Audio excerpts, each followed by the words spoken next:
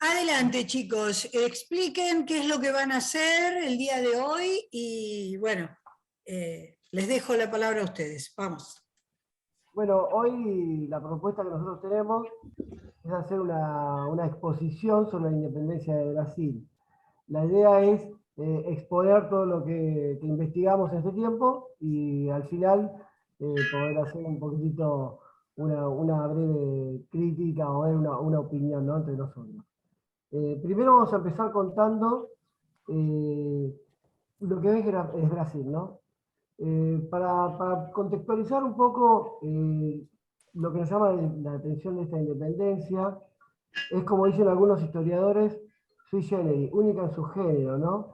Tiene En su características propia muy calidad. distintas al resto de las independencias, de lo que la hace particular en nuestro continente americano y en el resto del mundo. Para comenzar, vamos a ubicar dónde está Brasil. Brasil, en Sudamérica, tiene un extenso espacio, mayormente una zona tropical, con mucha selva, la cual es muy propicio para cultivos como el tema de la caña que se fue incorporando en la época de las colonias. Eh, ¿Por qué hacemos referencia a esto? Porque Brasil tiene una extensión muy amplia y ya con los tratados de Tordesillas que habían quedado entre España y Portugal, le había quedado este sector el cual fue ampliando y tenía muchas habitantes indígenas en la zona que eran mayormente nómadas. Esto fue cambiando en el contexto colonial y se fueron incorporando la raza, o sea, se fueron incorporando esclavos negros por la mano de obra, que es lo mismo que pasó en nuestro país con el tema de los indígenas en otras colonias, en donde eran más, necesitaban gente más fuerte o le bajaban la categoría al indio y lo reemplazaban por el negro por sus habilidades, por su destreza y por su fortaleza. Ellos fueron traídos por los holandeses como comercio para extender por el tema de los cultivos. Lo que llama la atención acá es la cantidad de esclavos que tenían y era por la cantidad de cultivos que iban proliferándose en la región. Y, Perdón, Adri, acordate de ir cambiando la diapositiva que está en la bandera de Brasil. uy, perdón, pero yo la cambié, ¿eh? A ver, ¿no cambia ahí? Yo veo la bandera de Brasil nada más ahora. Ah, tenemos un problema entonces, a ver. Sí, solo la bandera de Brasil sale. ¿Ahí cambió? Ahí está. Bueno, voy a pasar de acá. Perdón. Bueno, acá estaba mostrando, perdón, las extensiones de Brasil, cómo se compone el terreno, que es mayormente selva, y por eso necesitaba mucha mano de obra negra para poder cambiar y poder cultivar la mercadería que ellos querían producir, que era el azúcar. Para ello fueron comprando mano de obra esclava, barcos holandeses, de los cuales producían el cultivo, ¿no?, de las cañas de azúcar, trabajaban la servidumbre, y también los esclavos que se iban escapando formaban poblaciones que se llamaban quilombos, que eran los esclavos cimarrones. Esto es muy importante destacarlo por la cantidad de habitantes que se iba cada vez llenando cada vez más en la capacidad de esclavos, por el comercio que necesitaban. Es de aquí que esto, en los maltratos y en las situaciones desiguales que había en ese espacio vivido, empiezan a haber conspiraciones. Y acá empiezan los primeros antecedentes de la independencia de Brasil. ¿Por qué empezamos desde 1788? En 1788 está la primera conspiración, el cual está el nombre de Joaquín José Silva Xavier, que es el famoso Tiradentes. Tiradentes es nombrado como héroe nacional en Brasil y tiene que ver porque él fue el primero que movilizó una revuelta por la desigualdad con la esclavitud, por un espíritu republicano, porque él ya venía con muchos textos de la independencia de Estados Unidos, y también por la desigualdad que había con el comercio, cómo Portugal extraía todo lo que se producía para un bien propio, como era la metrópoli, ¿no? Él fue el primero que se sublevó, que realizó una conspiración. Él fue ahorcado en la plaza de Janeiro, ya todavía siendo colonia, y esto empezó a marcar un antecedente. Que fueron 10 años después, en 1798, fue en la conspiración bahiana, en Bahía, donde, como podemos ver, los líderes eran 4 negros que habían llamado a sublevación por la desigualdad que había con los esclavos, por el maltrato que tenían los esclavos en las colonias. También fueron reducidos por el ejército de Portugal.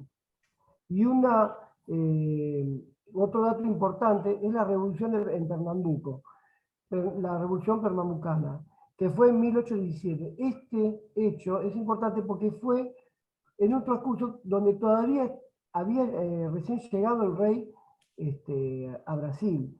Y lo que es interesante, que acá vamos a volver a nombrar una revolución con pinturas de la República. Ellos querían ser república y se habían sublevado a la colonia, y en esta república que se quería independizar había tanto personas del gobierno como personas del clero y terratenientes, que luego obviamente fueron reducidos por los ejércitos nacionales, ¿no? Por los ejércitos de Portugal. Eso es muy importante porque va a marcar un antecedente, y esto es visto por el rey. ¿Por qué lo marcamos? Tomamos en cuenta que vamos a pasar a ver una mirada global. Esto había pasado en el territorio de la colonia, una colonia que es muy importante para Portugal por la cantidad que producía y por la comercialización que tenía con su socio y aliado, que es Inglaterra. Inglaterra tiene una particularidad con Portugal. Tiene la alianza entre naciones más antigua de la historia, que en la actualidad todavía se sigue manteniendo. Esto no es un dato menor. ¿Por qué? Porque si recordamos bien, en esa época, Inglaterra estaba en Francia, comandada por Napoleón, reduciendo las monarquías que había en esa época en Europa, había llegado hasta España, donde había realizado un tratado con el rey de España, al cual después dejó de lado, e impuso a su hermano, a José Bonaparte, en el cual tenemos la imagen, como la persona que iba a manejar España. Pero sin perder tiempo, Bonaparte se dirigió a Portugal, a Lisboa. ¿Por qué? Porque su intención y su estrategia era cerrarle todos los caminos que pudieran conducir a Inglaterra para que comercie sus productos en Europa. Entonces, su intención era cerrarles todos los puertos. Y un puerto estratégico para Inglaterra era su aliado eterno, en el cual, a través de la historia, tenemos alianzas matrimoniales con Portugal. Por eso, en este punto, es importante destacar cómo Inglaterra ayuda al rey de Portugal a salir de Portugal para instalarse en Brasil. Pero ojo, que no es el único momento que vamos a ver cómo Inglaterra participa de esto, porque no solamente lleva a 1.500 personas a un espacio que era una colonia, sino también que lo vamos a encontrar con un tratado, que lo vamos a ver en pantalla, que es en 1810. Cuando Inglaterra ayuda al rey a llevarlo a Brasil, esto fue en 1808, y en 1810 Inglaterra logra un tratado en donde le permite tener libre navegación y libre comercio en todas las costas de Brasil y en todos los espacios que era de Portugal. No obstante, no es lo único que va a obtener, sino también que va a interceder en los últimos momentos en que logre retroceder Napoleón gracias a la ayuda de Inglaterra en terreno de Portugal. En esta historia lo vamos a ver muchas veces, por eso no es un dato menor su posición con Inglaterra. Tenemos también que tomar en cuenta la posición o la vista que tenía con España. Al principio Portugal había estado con España en contra de Napoleón. Cuando España cae, Portugal empieza a tener una mirada más amplia y ver qué es lo que estaba pasando, no solamente con España en Europa, sino lo que estaba sucediendo en América, con sus colonias, porque también era muy preocupante. Esto pudo haber sido uno de los motivos de los que llevó al rey de Portugal a instalarse en su colonia, en su principal colonia, para poder evitar semejantes desmanes, como ya habíamos visto anteriormente, les había pasado con las revoluciones, con Minas Gerais y Bahía. Bueno, esto no es solamente lo único que miraban ellos. Para completar esta mirada global, también tenemos que tomar en cuenta de que al mismo tiempo cuando el rey llega y pasan los hechos, que después van a relatar mis compañeros, van sucediendo las distintas revoluciones en Latinoamérica. ¿Y por qué hay que destacar esto? Porque el gobierno, el rey portugués, mira y observa constantemente lo que va pasando a su alrededor, como en 1810, lo que iba pasando en el Virreinato del Río de la Plata, en el Virreinato de Perú también, la revolución en Venezuela. Todos esos acontecimientos no son ajenos a ellos. Por eso también hay que tomar en cuenta que si bien, como dijimos, tiene sus particulares esta revolución, es que tiene una mirada más amplia de los sucesos que iban aconteciendo.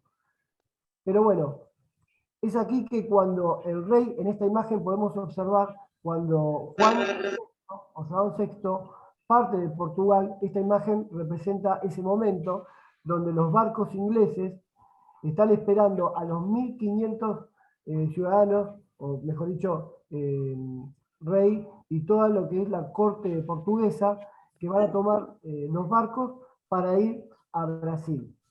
¿Y qué es lo que va a pasar acá? Esto no es un acontecimiento menor. Tomemos en cuenta que los reclamos que se venían haciendo en Brasil era mayor libertad de comercio por parte de los comerciantes y de las élites que estaban en Brasil, que estaban muy tiradas abajo.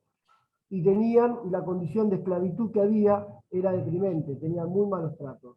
Tomemos en cuenta de que era tal punto que tenían muchos negros y marrones en las selvas. Pero ¿qué es lo que pasó cuando llegó el rey a Brasil? El rey hizo dos cosas muy importantes. Levantó el nivel de colonia que tenía Brasil. Lo casi lo emparejó a metrópoli como lo tenía Portugal. No es un dato menor, ¿por qué? Porque esto hizo que abrieran los puertos y se mejoraba el comercio. Y ahí ya los ánimos empezaban a calmarse un poco más. Pero al llegar con todas sus personas, ingresó a un Río de Janeiro muy colonial y empezó a levantarlo, construyendo teatros, bibliotecas,